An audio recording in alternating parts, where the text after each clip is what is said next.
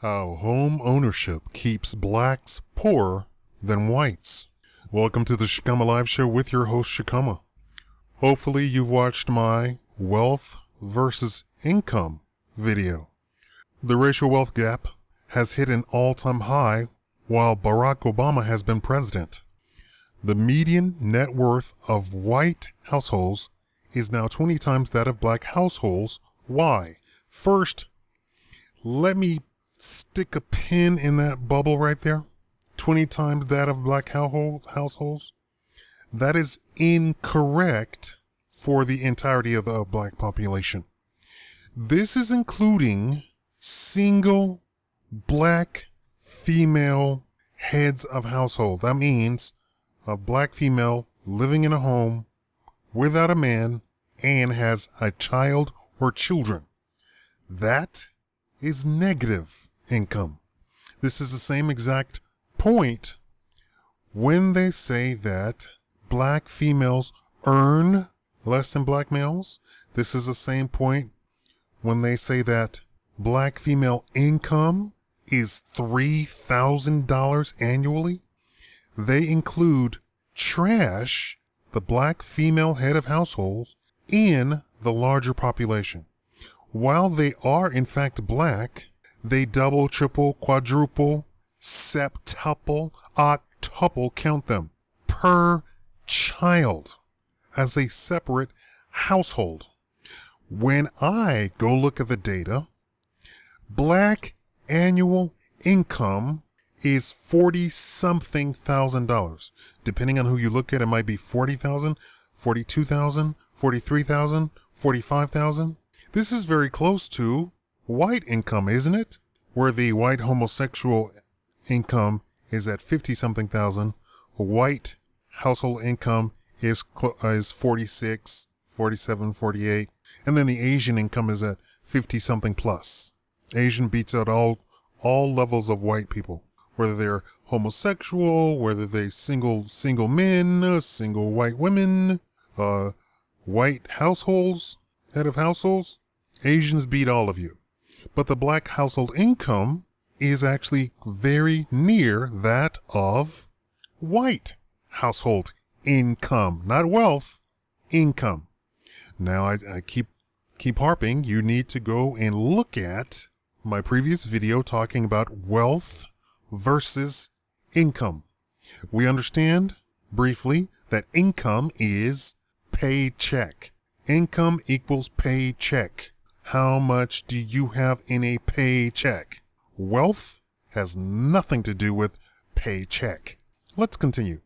Some argue that the gap is a current manifestation of a historical problem. Others say blacks are to blame. While I can't eliminate the lingering effects of slavery and Jim Crow or change stereotypes, I can highlight one area where blacks may be inadvertently contributing to the racial wealth gap. When most blacks buy homes, we hurt ourselves economically. And let me stop right there. If you are going to buy a home that is going to be a life investment, unless all of a sudden you're a big, huge real estate mogul, if you're going to buy a home worth $150,000, $200,000, $300,000, $500,000, black people, go get an attorney, preferably a tax attorney. Preferably a tax attorney. Go get a tax attorney. Pay him $300, $500. Have him look over all of your stuff. This is a must. This is not a just in case. This is a must. Why is this a must? Because we just had a recession. A depression, full-on depression, and black wealth dropped. Wealth, remember I'm saying these words, dropped 60% because we lost our homes. Why? Because we signed tremendous amounts of subprime loans. Why am I saying it like that? Is there something wrong with a subprime loan? Yes, there is, and there's something even worse. We have black people making $150,000 a year being signed up to subprime loans, you're ridiculous. You're garbage. You're ignorant. You're fools. There's not a word I can insult you with more. If you make $150,000 homes, there should be absolutely no way you're in the realm of signing for a subprime loan. Do you know what a subprime loan is? That's for people who are on the cusp of poverty and really can't afford a house. But it says we, the bank, are going to take this risk, this one-time risk on you because you potentially could, in a few years, get a nice raise, and then you would get out of this terrible credit problem. Now, if you're making $150,000 a year, why are you a credit risk? You're not. You're just black. And I keep harping on that. We need to open up our own banking system, our own credit system, credit union systems, and we wouldn't have this. You're signing shark loans. You're an idiot. It is no longer an option. You need to go buy an attorney. Why? Because you obviously don't understand what the hell you're doing. There is no way that this just happens. Oh, I just happen to be black and I happen to make $150,000 a year and I happen to sign up for a subprime loan. You're an idiot. You're a goddamn idiot. You need to be thrown off the face of the earth. You are just as bad as these ratchet people that I show in videos. You are just as bad. I consider you a part of the problem. $150,000 a year, $300,000 a year, and you're signed up for a subprime. What the hell is your problem? You make no goddamn sense. Homeownership has been an important vehicle in creating a solid white middle class, but it has not done the same for most black homeowners because blacks and whites buy homes in a very different neighborhood. Research shows that homes in majority black neighborhoods do not appreciate as much as homes in an overwhelmingly white neighborhood. This appreciation gap begins whenever a neighborhood is more than, you ready for this number here? 10% black, and it increases right along with the percentage of black homeowners. Yet most blacks decide to live in a majority minority neighborhood while most whites live in an overwhelmingly white neighborhood. What's the problem? Why would your home not appreciate? For those of you who are on my Facebook, you get the blow-by-blow of me living in this house. Me and my white best friend, he bought the house. I was going to buy a house, but he rushed to buy the house and asked me to move in with him. Okay, that's fine. I'll continue doing my stuff. You do your stuff.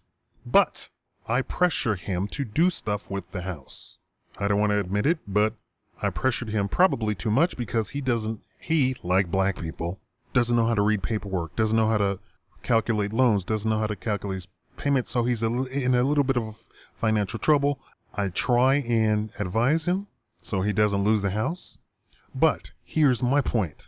We live in a black neighborhood. The house has appreciated 50% from the time he bought the house. Why is that? Because I'm telling him what to do with his house.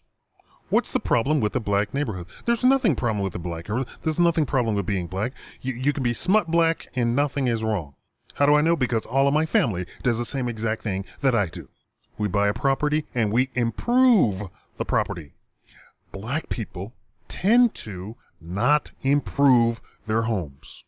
They do not account for maintenance. They don't account for painting every 2 years. They don't account for high pressure washes every spring. They don't account for redoing the trim every spring. They also do stuff like car maintenance. What do we talk about? What do we say about country music, which is no longer black, it's now a white thing, right? For those who didn't know, black people came up with country music. What do we talk about country music? What do we say about it? What's the joke? If you play country music backwards, you'll get your wife back, you'll get your job back, and you'll find your car in your front lawn when you cut the grass. What do we say about trailer parks? The same exact thing. What do we say about white trash? The same exact thing. So this isn't a black thing. Normally, it's ascribed to a poor thing. I'm going to get to some solutions at the end of this. If you think this is a class and not a race thing, you're wrong. A 2001 Brookings Institute study showed that wealthy minority neighborhoods had less home value per dollar of income than wealthy white neighborhoods.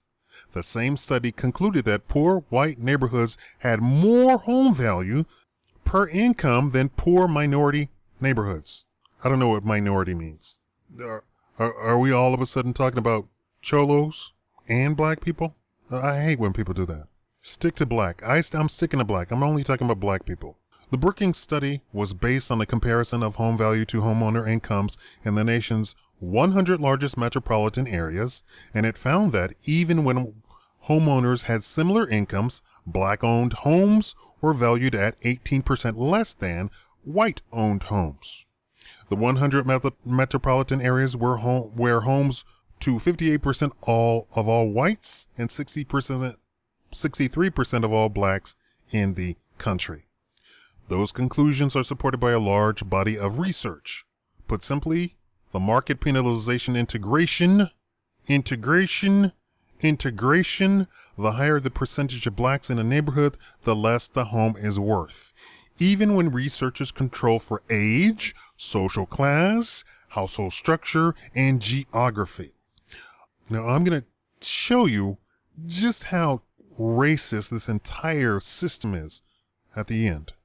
A 2007 study by George Washington University sociology professor Gregory D. Squires comments on why most whites avoid racially diverse neighborhoods. Quote, evidence indicates that it is the presence of blacks and not just neighborhood conditions, often associated with black neighborhoods, ergo bad schools, high crime, that accounts for white aversion to such areas. In one survey, whites reported that they would be unlikely to purchase a home that met their requirements in terms of price, number of rooms, and other housing characteristics in a neighborhood with good schools, low crime rates, if there was a substantial representation of African Americans, end quote. Did you hear that? Good school, low crime rate, still won't buy it if there was a large presence of black people. When blacks buy homes in majority minority neighborhoods, we increase the racial wealth gap. Whites who want to experience radical diversity at home also pay dearly. Of course, homeownership has significant benefits, even if it's not of great financial investment. Homeowners generally experience lower crime rates and better schools and municipal services. Also, not all black homeowners increase the racial wealth gap when they buy homes. Blacks who live in overwhelmingly white neighborhoods win as long as they remain a very small part of the community. I'm going to show you how that you can completely overcome that and completely forget that. The recent crash and subsequent rebounding of the market, fiscal cliff jitters notwithstanding, show how meaningful this is. White median net worth is down by only 16%, while black median net worth is down by 50%, under Barack Hussein Obama, quote unquote, black president. This is because the stock market has significantly rebounded and compensated for whites' losses in home equity, but blacks without comparable stock investments have not benefited. Already did a video talking about how blacks do not invest, So what's ridiculous is black people will go out and buy 10 cars, 20 cars, 30 cars over their lifespan and not put a dime in GE, Sears, stuff that they buy, stores that they buy from all the time. This leads to my final point. While many whites are comfortable investing in stock markets, most blacks are not. white middle-class families are more than twice as likely to own stock as black middle-class families. Why? Blacks' wages tend to be lower, so we have less disposable income. But even when studies control for income, they find that blacks are less likely to invest in the stock market. The reasons are complex. Blacks in the middle class are often called on by family members for financial assistance, leaving less income for investing. Does that mean you should not help out your kin? I'm not suggesting it, but maybe you shouldn't give your kin money. Maybe you should give your kin advice. Huh? Should you give your kin a place to stay? Maybe you should not give them a place to stay to live off you for free. Maybe you should give them advice. And what I find is black people don't like to take advice. Oh, I'm just telling the truth. I'm not trying to bag on black people, but I find that overwhelmingly. I made a video saying that I'm creating, this is present and future tense, creating a scholarship for black people in 10 very specific majors. I'm contacted left and right by people who says, can you increase that scholarship to my thing? Can I get some money? And then I give them advice and then they go off. What? They go off. I don't mean just a little bit. I mean, they go off paragraphs, pages and pages of them going off on me. And I gave them advice. Or they say, I want to do this. I advise against it. Here's why. Point A, B, C, D, and E. They go off. I want you to show me where you got A, B, blah, blah, blah. Type these search words exactly. Nigga, I didn't ask you all that, blah. Go off. These are black people. Maybe you shouldn't hand Kanye $100, $300, $1,000 that you've saved up. Maybe you should tell Kanye, hey, Kanye, they're hiring over at the local bakery. They don't even pay minimum wage, but they're hiring there. They pay way more than minimum wage. They're hiring right now. Do you want me to call Mr. Charlie? I'll call him up right now. I use that name so often because I have an uncle named Charlie. Blacks in the middle class are often called on by family members for financial assistance, leaving less income for investing.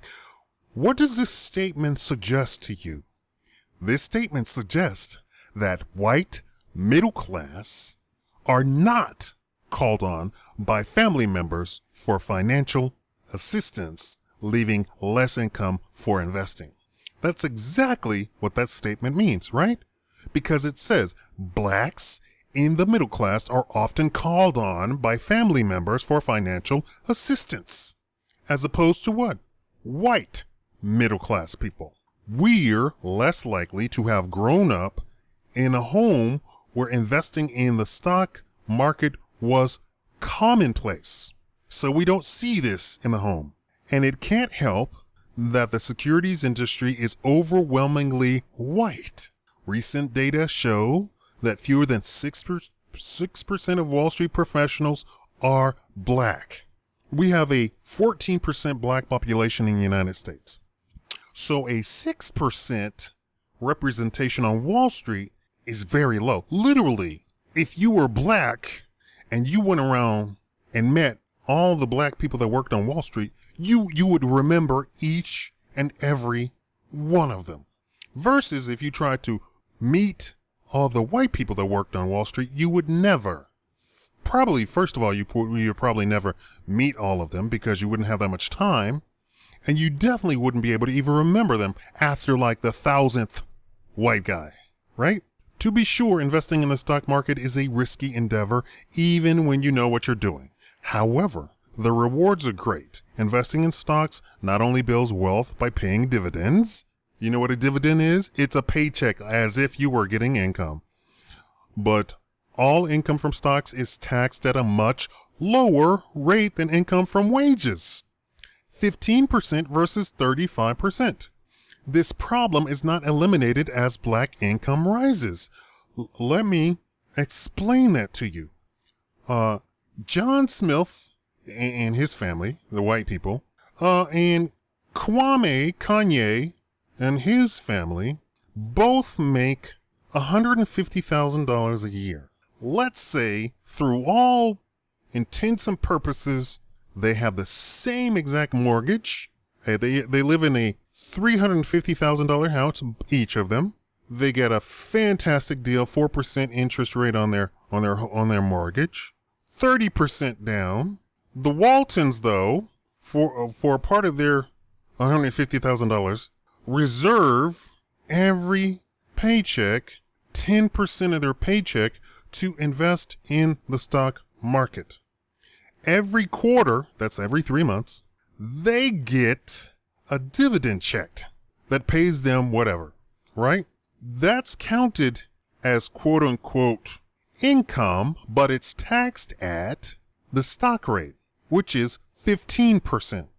So let's say 30% of their total annual income is taxed at 15% instead of 35%. Let's knock that out over 10 years, right? So 30% of their income is taxed at 15%. That's a 20% savings on income, which means you've made 20% more than who? Kanye and his family. And it's just that simple. Kanye is now less wealthy. They make the same amount of money on their job. But when you tally up the net worth after 10 years, Kanye is left in the dust. We can end this discussion where we began with President Obama. For the years, the Obama's income was over $1 million. Their tax rate was 10 percentage points higher than that of their white peers, who get at least a quarter of their income from stocks. The Obamas got less than 1% of their income from stocks.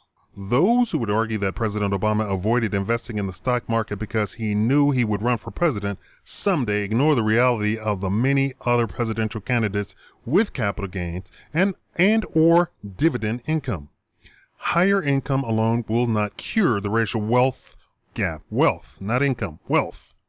Hopefully someday homeowners, black and white, won't be penalized for wanting diversity at home. In the meantime, in order for blacks to have more wealth at home, we need to start investing outside of it. Now, here's my conclusion. There is no reason for black home ownership value to drop or not increase. Why are they really saying that it's not increasing? It's because poor black neighborhood sits right next to middle class black neighborhood, or even upper middle class black neighborhood. The black people are kept at bay out of the lily white neighborhoods. But the reality is they sit next to each other. So a lot of times the crime from the poor black neighborhood bleeds over into the nice neighborhood, right? So you got the people all living in apartments and stuff like that. And apartments are high crime. If you've ever played one of those city building games, you know that the zoning for the medium houses, which is apartments, duplexes, quadplexes, apartments, what have you, increases crime rate, because then you get a whole bunch of people living in a concentrated area, and the criminals gravitate to that because they can make a killing going from door to door selling their drugs or whatever they're going to do, right? Where they can't do that in a single family residential area. But here's the thing. As middle class, wealthy black people, you can turn around and build up that poor black neighborhood, and that does not go on. Versus other groups do that. Italians do that. Jews do that. Mormons do that. Mormons will come to the poor white trash neighborhoods and make a killing. They'll just scoop up all of the white trash people. Are you going to join the Mormon church? Oh, okay. Boom. You look next, and they're all living in single family homes. They've all got jobs because the Mormon church now has placed all of the people into jobs because they have businesses. Also, middle class black neighborhoods do not own businesses. And I keep harping on that. We need to own business. We need to own business. We need to own business. We need to own businesses just for the fact that we can then turn around, go to the poor black neighborhood and get a whole bunch of Negroes who don't work and who will work for cheap. Did you hear me? While we're ranting and raving about the Mexicans, we have an entire stock of black people unemployed who want to work. Yes, they do. Don't let the news fool you. Who want to work and who will work for cheap. You don't have to. What's terrible is I see these newscasts. Master Charlie gave me a job right out of prison. I'm just so thankful for him. Now I'm head of the department and I make $60,000 a year. And the white guy's grocery store is booming. Why? Because he had this black guy come in and work for cheap for so many years. Now he knows the job after 5 years. Now he can make him department head and pay him probably 10-20% less than he would a white guy to begin with. That white guy just made over on the labor market in general. We won't hire people who were put in jail for marijuana. I mean, really? They say that black people have this guilt, black guilt, meaning once you get money, you feel an overwhelming obligation to give back to your community, but the way that we do it is not conducive to actually building the community. The way that we do it is we tithe at church, a church where the pastor shows up in a $200,000 car. The pastor lives in a 5-bedroom mansion on the golf course. All the members of the church board live in the 7 Hills. And your tithing doesn't go to help not one damn black person. It just sucks you dry of your tithing. We have Andre Agassi, a white boy, reinvesting in the black neighborhood at the boys club. Why? Because he said, no white person ever showed me a day of respect. Black people invited me into their house, their home, their heart, and were so cool with me that when I made my millions, I turned around and created a boys club, created an academy, created a school, created a library. That's what I do with my millions. Now that's how you do it. So we have a corner here in Vegas that's all pristine. It's Agassi this, Agassi this, Agassi that. We have black people who won't even invest in a local corner store. Won't even buy stuff there. Will drive out of their way for a soda. Zoned for commercial, no businesses opening but one tiny business that happens to have been there for forever. The guy probably owns the property that it sits on. So he has very low expenses. If we care about our homes, first of all the maintenance, reinvest in the neighborhood, in the community, it will, and hire our own. We don't need to be crying about Koreans coming into our neighborhood. Instead of you buying a $300 church hat every week, why don't you save that money and open up a business in your community and hire about 20 Negroes? And don't make it be a barber shop. We got enough of those. How about you opening up a fresh food grocery store so you don't have to go over to Smith's, Vaughn's, Piggly Wiggly, Circle K, and then complain that your neighborhood isn't doing anything. People have to get on the bus with carrying carts, go buy their grocery, and then try and get on the bus with that big loaded carrying cart, pissing off everybody. These are solutions. And if I'm harsh, I'm being blunt. You need to hear it. You don't say anything when the white people say it. You don't say a goddamn thing when white people say it. You don't say a goddamn thing when a white person says, even when a white person calls you nigger to your face, you niggers don't reinvest into your, okay, Master Charlie, you're right. We sure don't invest in our own community. You niggers need to come over here and buy at my grocery store. You're right, Master Charlie. We need to come over and buy all of our groceries from your store because you hired a nigger. You give them all the credit. Me, you want to give flack. Stop talking about ratchet people. Ratchet people need to be talked about. You don't say anything. You don't say anything to World Star. You don't say anything to MTV. You don't say anything to the TV show Cops. You don't say anything to Maury Povich. You don't say a goddamn thing. They've made their career. Jerry Springer, they've made their career picking up ratchet black people and putting them on TV, putting them online. Owned by white people. World Star owned by white people. Negroes all up in there. Oh, World Star. Picking up your cell phones, watching a baby get burned. Baby. Oh, World Star. And then you come after me for talking about ratchet Negroes? You need to get your life straight. Get your priorities in order. I actually care about black folks. World Star doesn't care about black folks. MTV doesn't care about black folks. The 6 o'clock news doesn't care about black folks. They'll get the most ratchet Negro they can find. Well, I was standing here and then I saw the flames and I was like, I don't know. Let me record this so I got it. You could have it for free. You could have the video for free. Just make sure my face is on it. Okay. How are you going to monetize your face? Oh, you're not? You don't even know what monetizing is? Oh, you're a good Negro. Thank you for watching the Shakaama Live Show.